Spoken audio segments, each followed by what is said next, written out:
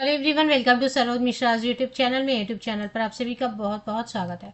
National Metallurgical Laboratory, ये CSIR का ही एक कंस्टिट्यूएंट यूनिट है। सीएसआईआर के अलग अलग यूनिट्स हैं, इंस्टीट्यूट्स हैं, सभी साइंस एंड रिसर्च से रिलेटेड इसके जितने भी लैब्स हैं या इंस्टीट्यूट हैं, तो उसमें से एक है नेशनल मेटलर्जिकल लेबोरेटरी। आपने नोटिस किया होगा इस बार 2025 में 2025 में सीएसआईआर के अलग अलग इंस्टीट्यूट, लेबोरेटरीज और यूनिट से बहुत सारी वैकेंसीज आ रही हैं। लगभग सीएसआईआर के हर यूनिट से वैकेंसीज हर स्टेट से आ रही हैं। तो एक नया नोटिफिकेशन रिलीज हुआ है और 6 मई से ऑनलाइन एप्लीकेशन पोर्टल भी जारी हुआ है। तो 7 मई को मैं वीडियो बना रही हूँ, 6 मई से ऑनलाइन एप्लीकेशन पोर्टल जारी हो गया। तो डिटेल एडवर्टीजमेंट देखेंगे, कहाँ पर आप चेक कर सकते हैं ये सारी चीज़ें, कहाँ से अप्लाई करना है, सिलेक्शन क्राइटेरिया वगैरह। तो CSIR national Metallurgical laboratory, CSIR जितने भी हैं ना, वो सभी गवर्नमेंट ऑफ इंडिया, भारत सरकार के अधीन है। तो अगर इसकी परमानेंट रिक्रूटमेंट है तो ये गवर्नमेंट, सेंट्रल गवर्नमेंट की जॉब है। रिक्रूटमेंट ऑफ जूनियर स्टेनोग्राफर की पोस्ट है, and JSA junior secretariat assistant की पोस्ट है, जिसमें कि 3 अलग अलग सेक्शन रहते हैं: general, finance and accounts department, store and purchase department. तीनों में ही 12th पास काफ़ी है अप्लाई करने के लिए। स्टेनोग्राफी में स्टेनोग्राफी आना चाहिए आपको, है ना। कोई एक्स्ट्रा सर्टिफिकेट नहीं मांग रहे, किसी में भी एक्स्ट्रा सर्टिफिकेट नहीं मांग रहे। स्टेनोग्राफर की पोस्ट में आपको 12th पास, आर्ट्स, साइंस, कॉमर्स, किसी भी स्ट्रीम से आपने बस 12th पास किया है। परसेंटेज का प्रॉब्लम नहीं रहता है इसमें। कई लोग तो इसलिए अप्लाई नहीं कर पाते क्योंकि उनके पास उतने अंक नहीं है, प्रतिशत मार्क्स नहीं है जितने अलग अलग वैकेंसीज में मांगे जाते हैं। बट यहाँ पे परसेंटेज का प्रॉब्लम नहीं है, सब्जेक्ट का भी प्रॉब्लम नहीं है। मिनिमम 12वीं पास होना चाहिए, 12th, junior college, inter, arts, science, commerce, किसी भी स्ट्रीम से। तो स्टेनोग्राफी में कोई सर्टिफिकेट नहीं मांग रहे हैं कि आपको स्टेनोग्राफी की सर्टिफिकेट सबमिट करनी होगी। हाँ, आपको आना चाहिए, जब टेस्ट का टाइम होगा उस वक्त आपको स्टेनोग्राफी आनी चाहिए। एंड जूनियर सेक्रेटेरिएट असिस्टेंट की पोस्ट के लिए भी सेम 12th पास, 12वीं पास होना चाहिए, किसी भी स्ट्रीम से, कितने भी परसेंटेज से चलेगा। कोई एक्सपीरियंस नहीं मांग रहे सर्टिफिकेट, और ना ही कोई टाइपिंग स्पीड के लिए सर्टिफिकेट मांग रहे हैं। लेकिन टाइपिंग स्किल का टेस्ट जब लेंगे तो वो आपको आना चाहिए। तो जूनियर स्टेनोग्राफर के लिए टोटल 8 वैकेंसीज हैं। यूआर में तो किसी भी कैटेगरी से आप अप्लाई कर सकते हैं, रिजर्व, अनरिजर्व, किसी भी कैटेगरी से। इसकी salary, starting salary 46,800 rupees per month होने वाली है। जेएसए के लिए general, finance and account, F&A मतलब फाइनेंस एंड अकाउंट डिपार्टमेंट में पोस्टिंग होगी, स्टोर एंड परचेज में पोस्टिंग होगी। बट तीनों में वही काम है आपका कि आपको ऑनलाइन जो है ना, अभी तो क्या, पहले फाइल मेंटेन करते थे, फाइल में हर चीज़, शीट वगैरह एंटर। अभी ऑनलाइन आपको सारा डेटा देखना होता है, ऑनलाइन फाइल मेंटेन करनी होती है, और ऑफलाइन भी। जिस डिपार्टमेंट में होंगे उस डिपार्टमेंट से रिलेटेड जो पेपर्स हैं वो सब आपको।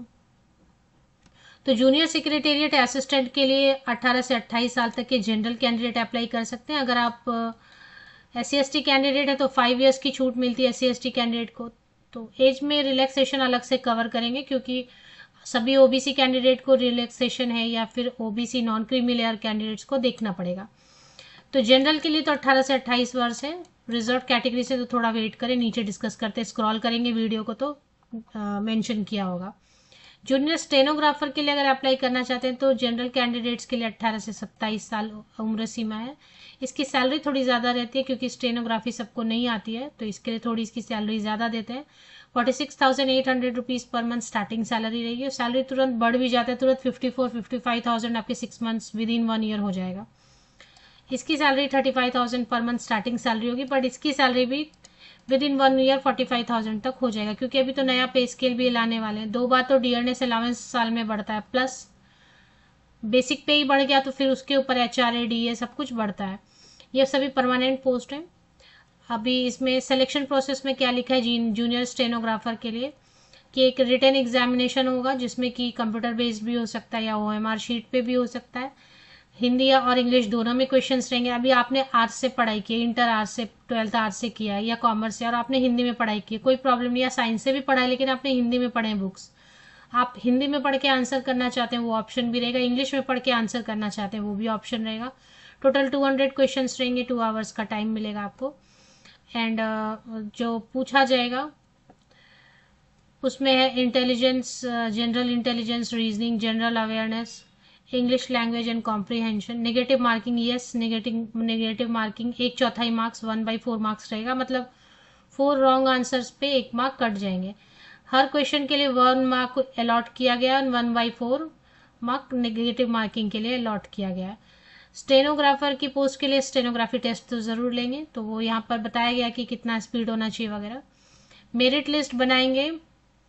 स्टेनोग्राफी का जो टेस्ट लेंगे वो सिर्फ क्वालिफाइंग होना चाहिए, बस पास हो जाना चाहिए, उसका मार्क्स नहीं ऐड होगा। रिटन एग्जामिनेशन में जितना आप स्कोर करेंगे उसी पे आपका फाइनल मेरिट लिस्ट बनेगा। नो इंटरव्यूज, इंटरव्यू का कुछ यहाँ पर नहीं है। जूनियर सेक्रेटेरिएट असिस्टेंट के लिए भी सेम वैसे ही रहेगा। आपको एक रिटन एग्जाम होगा, या तो कंप्यूटर पे लेंगे या फिर वस्तुनिष्ठ प्रश्न मल्टीपल चॉइस क्वेश्चन या OMR शीट पे रहेगा। इंग्लिश और हिंदी दोनों में क्वेश्चंस रहेंगे। हिंदी में कंफर्टेबल है, हिंदी में पढ़ के आंसर कर लें, इंग्लिश में कंफर्टेबल है। कई बार तो ऐसा होता है ना, क्वेश्चन समझ में नहीं आता है तो इंग्लिश और हिंदी में दोनों में पढ़ लेते हैं। 12th स्टैंडर्ड तक के क्वेश्चंस रहेंगे। मेंटल एबिलिटी टेस्ट रहेगा, 100 क्वेश्चन 200 मार्क्स के। नो नेगेटिव मार्किंग पेपर 1 इसमें होगा, और पेपर 2 रहेगा 1 आवर का, जिसमें कि general awareness and English language रहेगा। 50 क्वेश्चन 115 मार्क्स के रहेंगे, क्योंकि हर क्वेश्चन 3 मार्क्स का है यहाँ पे, तो नेगेटिव मार्किंग 1 मार्क की है। प्रोफिशिएंसी, कंप्यूटर प्रोफिशिएंसी टेस्ट लेंगे, टाइपिंग स्पीड के टेस्ट लेंगे, बट फिर उसमें वही रहेगा कि ये क्वालिफाइंग रहेगा नेचर में। कंप्यूटर टेस्ट, टाइपिंग टेस्ट जो है ना वो क्वालिफाइंग रहेगा नेचर में, इसके मार्क्स ऐड नहीं रहेंगे होंगे। सिर्फ paper 1 of is also qualifying, paper 1 भी जो रहेगा वो भी क्वालिफाइंग रहेगा, बस उसमें क्वालिफाई हो गए तो पेपर 2 करेक्शन होगा, और पेपर 2 के बेसिस पे मेरिट लिस्ट बनेगा। तो ये हो गया। अभी फीस की डिटेल कवर कर लेते हैं। अप्लाई कैसे कर सकते हैं, तो फीस चेक कर लेते हैं। फीस तो बहुत सारे कैंडिडेट के लिए मैंने थंबनेल पे भी बताया, फीस नहीं है बहुत सारे कैंडिडेट्स के लिए। तो फीस की डिटेल अगर आप खुद चेक करना चाहते हो, पेज नंबर 11 पे चले आए। यहाँ पे क्या लिखा है, the candidates belonging to SC ST PWD female candidate SCSIR employees and ex serviceman who are eligible for, ठीक है, मतलब मेनली जो है ना सभी महिलाओं को, सभी फीमेल कैंडिडेट के लिए, सभी SC ST PWD कैंडिडेट के लिए और CSIR एम्प्लॉयज के लिए, एक सर्विसमैन के लिए कुछ कंडीशन रखा है। उन सब के लिए फीस नहीं है, एग्जेम्प्ट किया है, नो फी, 0 फी। तो सभी महिलाएं 0 फीस के साथ अप्लाई कर सकते हैं। SC ST कैंडिडेट 0 फी के साथ अप्लाई कर सकते हैं। PWD कैंडिडेट भी 0 फी के साथ अप्लाई कर सकते हैं। बाकी जो मेल कैंडिडेट है, पुरुष अभ्यर्थी है, general, EWS and OBC category के, उनके लिए 500 रुपीज़ जो है ना एप्लीकेशन फीस होने वाली है। तो 500 रुपये रहेगा, ये नॉन रिफंडेबल रहेगा। और बाकी डिटेल आप पढ़ सकते हैं इसमें। चलिए एक बार चलते हैं ऑफिशियल वेबसाइट पे। मैं वैसे तो विकीपीडिया से लिंक लेती हूँ, लेकिन मैंने भी डायरेक्टली जो है ना वेबसाइट गूगल कर लिया, और जो वेबसाइट मुझे नज़र आया, मुझे ठीक ही लगा, ऑथेंटिक लगा, तो मैंने इसकी लिंक ले लिया। आप विकीपीडिया से लिया करें प्लीज़, क्योंकि फेक वेबसाइट अगर कोई हो तो, ऐसा CSIR का नहीं रहता है फेक वेबसाइट, लेकिन बना देते हैं आजकल। तो CSIR national Metallurgical laboratory website, ये गूगल किया, आधा कैपिटल लेटर में आधा इसमें हो गया बाय मिस्टेक, तो ये आपको गूगल करना है। विकीपीडिया से करेंगे तो बहुत अच्छा रहेगा। विकीपीडिया जो सजेस्ट करता वही सही रहेगा। इस पर एक बार देखिए, विकीपीडिया में पहले एंटर कर जाए, विकीपीडिया जो इन्फॉर्मेशन दे रही है और जो लिंक दे रही है वही ओपन कर लेते हैं एक बार। तो रेफरेंसेस वगैरह आ रहे हैं, एक्सटर्नल लिंक आ रहे हैं, वेबसाइट यहाँ पे बता रहे हैं, एक बार चेक कर लेते हैं अगर यही वेबसाइट है तो।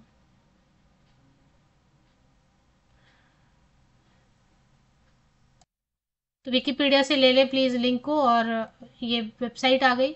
अब इसमें यहाँ पे देखें, सही लग रहा है ना, विकीपीडिया से लिया तो सही रहेगा। करियर सेक्शन है, नेशनल मेटलर्जिकल लेबोरेटरी या NML, CSIR NML, purely government of India की जॉब है। करियर्स में आपको पूछेंगे परमानेंट या टेम्पोररी, तो अभी हम लोग जो वैकेंसी चेक करें वो परमानेंट है ना, इस पर परमानेंट पे क्लिक कर देते हैं। तो जैसे ही आप परमानेंट पे क्लिक कर लेते हैं तो आपको junior stenographer, advertisement number 2/2025, recruitment of junior stenographer at CSIR regarding, detailed advertisement है। लास्ट डेट है 30 मई 2025, 30 मई 2025 लास्ट आप एप्लीकेशन कर सकते हैं। ये तो एडवर्टीजमेंट हो गई। अब अप्लाई कहाँ से करना है, तो इसी वेबसाइट पर आपको थोड़ा नीचे स्क्रॉल करेंगे तो एडवर्टीजमेंट है ना, तो यहाँ पे नोटिफिकेशन में ये देखें, व्हाट्स न्यू में ये देखें, तेजी से scroll, online application link for advertisement number 2020, देखिए तेजी से स्क्रॉल हो रहा है ना। व्हाट्स न्यू में आपको चेक करना है, पहला वाला, वहाँ पे ऑनलाइन एप्लीकेशन की लिंक दी हुई है। तो लिंक के लिए आपको CSIR national Metallurgical laboratory website कर देना है, तो डायरेक्ट गूगल आपको सजेस्ट करेगा लिंक, या फिर विकीपीडिया से भी लिंक ले लेंगे, दोनों ही सही रहेगा।